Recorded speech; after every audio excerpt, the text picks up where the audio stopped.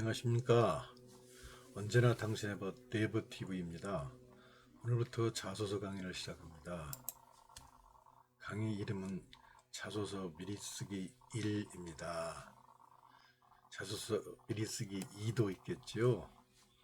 자, 먼저 1은 자소서의 중요성과 잘 쓰기 위한 필수 요소들을 말합니다.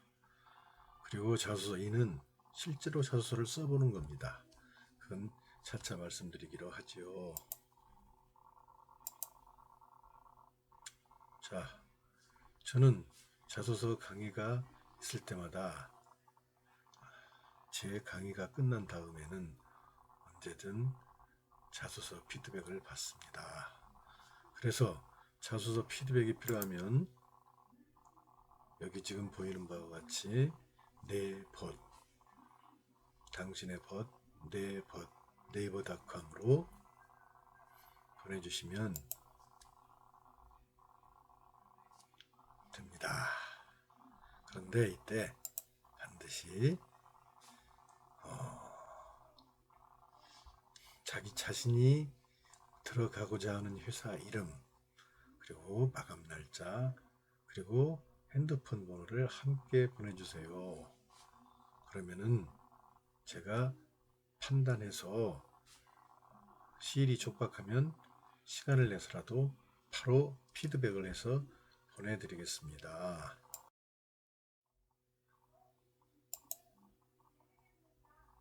자, 좀 순서가 좀 늦어졌지만 강사 소개를 하겠습니다.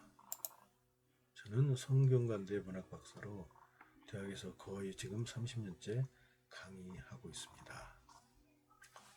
그런데 한 8년 전부터, 그러니까 2012년부터 폴리텍 대학에서 강의를 하게 되었습니다.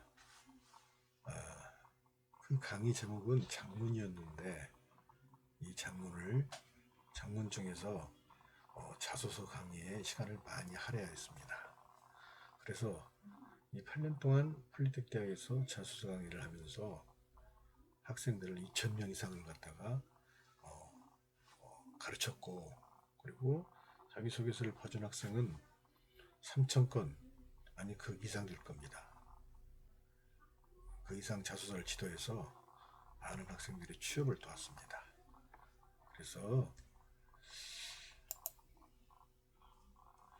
쌓인 자료들을 보면서 이러한 합격 자소서를 그냥 내가 갖고 있기만은 너무 소중하다는 생각이 들었습니다. 그래서 이걸 모으고 그리고 잘 정리를 해서 책을 썼습니다. 2017년도 말에 썼는데요. 그 책 이름은 유비무한 퍼펙트 자소서라는 책입니다. 그리고 현재는 고용노동부 산하의 고용센터에서 자소서 강의와 자소서 피드백을 열심히 해주고 있는 사람입니다.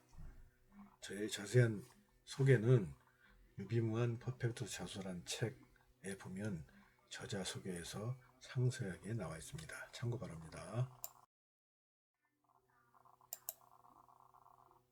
자, 제가 자소서 강의를 시작한 이유는, 그러니까 학교 말고 유튜브에서 강의를 시작하게 된 이유는 조금 전에도 밝혔다시피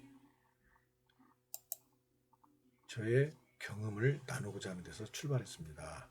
그런데 말이죠, 자소서 저자들, 제가 자소서 관련되는 책들을 한 20권 정도를 사봤습니다. 다른 사람들은 어떻게 자소서 강의를 하는가, 또는 자소서를 어떻게 가르치고 있는가, 이것을 알기 위해서 그랬죠. 그런데 그 저자들의 면면을 가만히 살펴보니까 대부분 큰 회사에서 인사과, 사원 모집이나 면접을 담당한 경험을 가진 주로 이사님들이 많았습니다.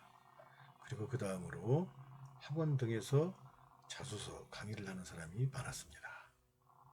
그런데 제가 지금까지 찾아본 바에 의하면 자소서 피드백을 3,000건 이상 해줘서 많은 학생들을 취업시킨 경험은 다른 사람들 경우에서 별로 찾아보질 못했습니다.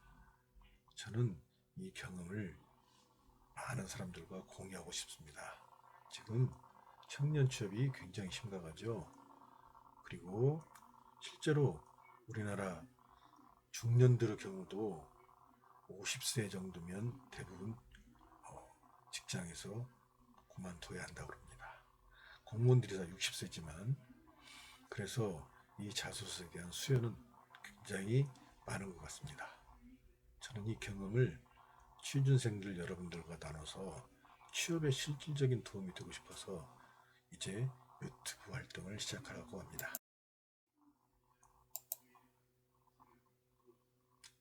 자, 그 다음에 제가 말씀드릴 내용은 자소서가 왜 필요한가 거기에 대해서 먼저 말씀을 드리고자 합니다. 일반적으로 자소서를 자소설이라고 생각하는 사람들도 많습니다. 다시 말해 아름다운 글을, 멋진 글을 쓰면 그게 좋은 자소서라고 생각하는 사람도 많습니다. 하지만 절대 그렇지 않습니다. 그것은 제가 강의 중 서서히 말씀드리기로 하고 취업을 하는 과정에서의 자소서 효용에 대해서 말씀드리겠습니다. 옛날 우리말에 부뚜막에 소금도 넣어야 짜다는 말이 있죠.